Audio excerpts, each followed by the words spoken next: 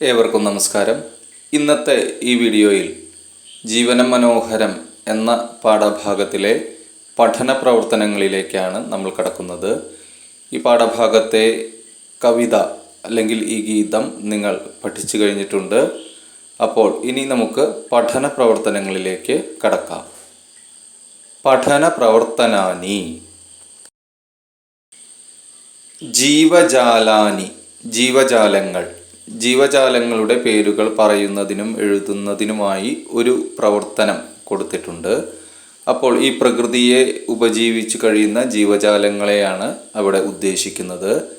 നമ്മൾ ഇന്നത്തെ ഈ വീഡിയോയിൽ പക്ഷികളെയും മൃഗങ്ങളെയും പരിചയപ്പെടുകയാണ്. അവയുടെ സംസ്കൃത പേരുകൾ എങ്ങനെയാണ് എന്ന് നമുക്ക് നോക്കാം. ആദ്യം പക്ഷികളെ കുറിച്ചാണ് പറയുന്നത്. പക്ഷിണഃ, പക്ഷികൾ. ഇതൊരു കുയിലിൻ്റെ ചിത്രമാണ്. കുയിലിന് സംസ്കൃതത്തിൽ പറയുന്നു പികഹ. പികഹ കുയിൽ. മറ്റൊരു പേര് കൂടി പറയാറുണ്ട് കുയിലിന്. ആ പേരാണ് കോകിലഹ. കോകിലഹ കുയിൽ. ഇത് മയിലിൻ്റെ ചിത്രമാണ്. ആൺമയിലാണ്. ആൺമയിലിന് പേര് പറയുന്നു മയൂരഹ. മയൂരഹ മയിൽ. ആൺമയിലാണ് മയൂരഹ. ഒപ്പം പെൺമയിലിൻ്റെ പേര് നമ്മൾ പാഠഭാഗത്ത് പരിചയപ്പെട്ടിട്ടുണ്ട്. പെൺമയിലിന് സംസ്കൃതത്തിൽ പറയുന്ന പേരാണ് കേകി. കേകി പെൺമയിൽ. ഇതൊരു കാക്കയുടെ ചിത്രമാണ്. കാക്കയ്ക്ക് സംസ്കൃതത്തിൽ പറയുന്ന പേരാണ് കാക്കഹ. കാക്കഹ കാക്ക. ഇത് അരയന്നത്തിൻ്റെ ചിത്രമാണ്. അരയന്നത്തിന് സംസ്കൃതത്തിൽ പറയുന്നു ഹംസഹ. ഹംസഹ. ഹംസഹ എന്ന് പറഞ്ഞാൽ അരയന്നം എന്നർത്ഥം. അടുത്ത ചിത്രം തത്തയുടെ ചിത്രമാണ്. തത്തയ്ക്ക് പറയുന്ന പേരാണ് ശുകഹ. ശുകഹ തത്ത. ഒപ്പം തത്തയ്ക്ക് മറ്റൊരു പേര് നമ്മൾ പാഠഭാഗത്ത് പരിചയപ്പെട്ടു. അതാണ് കീരഹ. കീരഹ തത്ത. ഇത് പ്രാവിൻ്റെ ചിത്രമാണ്. പ്രാവിന് സംസ്കൃതത്തിൽ പറയുന്നു കപോതഹ. കപോതഹ.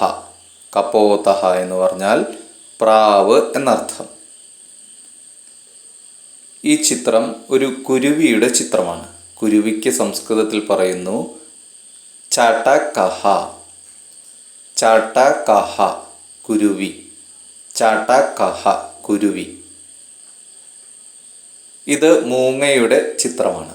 മൂങ്ങയ്ക്ക് സംസ്കൃതത്തിൽ പറയുന്ന പേരാണ് ഉലൂകഹ. ഉലൂകഹ മൂങ്ങ. ഉലൂകഹ.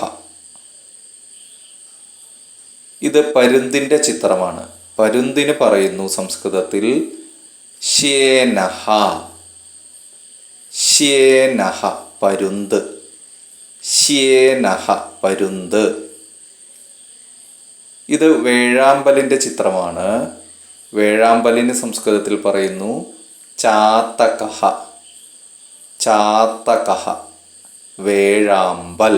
ചാതകഹ. കോഴിയാണ്. വളരെ പരിചിതമായ ഒരു പക്ഷിയാണ്. കുക്കുടഹ.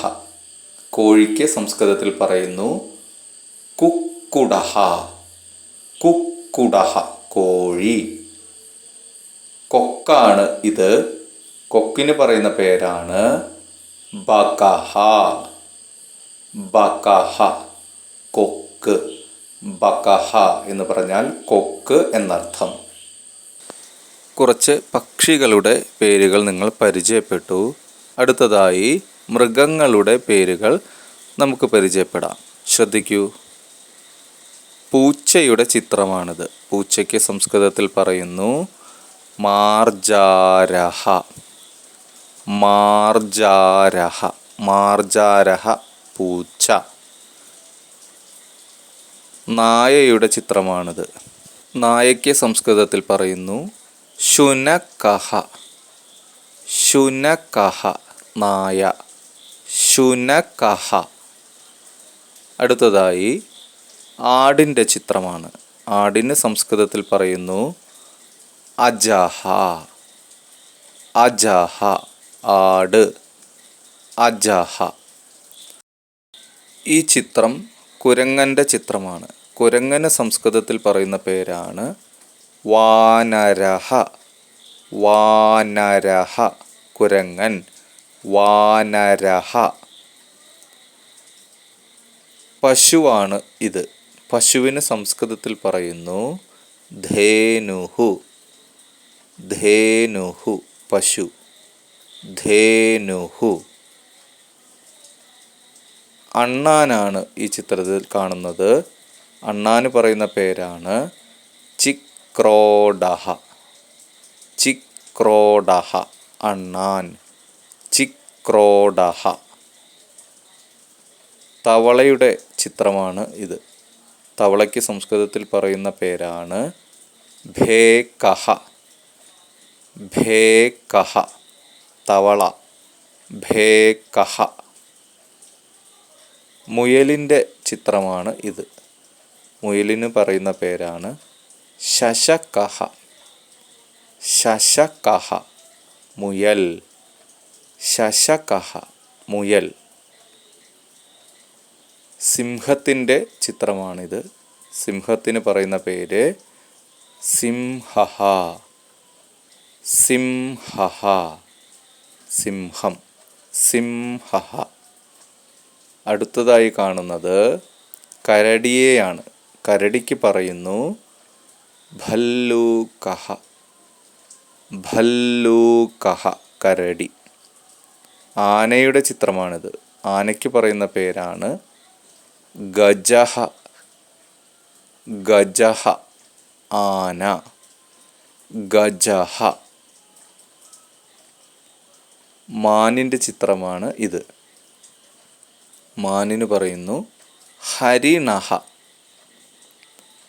ഹരിണഹ മാൻ. ഹരിണഹ. ചെറിയൊരു പന്നിയുടെ ചിത്രമാണ്. ഒരു പന്നിക്കുട്ടൻ്റെ ചിത്രം. പന്നിക്ക് പറയുന്നു വരാഹഹ. വരാഹഹ പന്നി. വരാഹഹ. അടുത്തതായി കുറുക്കൻ്റെ ചിത്രമാണ്. കുറുക്കന് പറയുന്ന പേരാണ് ശൃഗാലഹ. ശൃഗാലഹ കുറുക്കൻ. ശൃഗാലഹ. ഇപ്പോൾ കാണുന്നത് പുലിയെയാണ്. പുലിക്ക് പറയുന്നു ശാർദൂലഹ.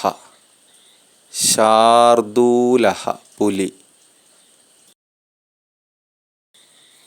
കടുവയാണ് ഇത്. കടുവയ്ക്ക് പറയുന്ന പേരാണ് വ്യാഘ്രഹ. വ്യാഘ്രഹ കടുവ. വ്യാഘ്രഹ. അടുത്തതായി കുതിരയെയാണ് കാണുന്നത്. കുതിരയ്ക്ക് പറയുന്ന പേരാണ് അശ്വഹ. അശ്വഹ കുതിര. അശ്വഹ കുതിര. കഴുതയാണ് ഇപ്പോൾ കാണുന്നത്. കഴുതയ്ക്ക് പറയുന്നു ഗർദഭഹ. ഗർദഭഹ. പഠന പ്രവർത്തനങ്ങളുടെ ഭാഗമായി ജീവജാലങ്ങളുടെ പേരുകൾ എഴുതാനുള്ള പ്രവർത്തനത്തിന് ഇപ്പോൾ നിങ്ങൾ പരിചയപ്പെട്ട പക്ഷികളുടെയും മൃഗങ്ങളുടെയും പേരുകൾ ഉപകരിക്കുമെന്ന് കരുതുന്നു. അപ്പോൾ ഇതെല്ലാം ചേർത്ത് പഠന പ്രവർത്തനങ്ങൾ ചെയ്യുക.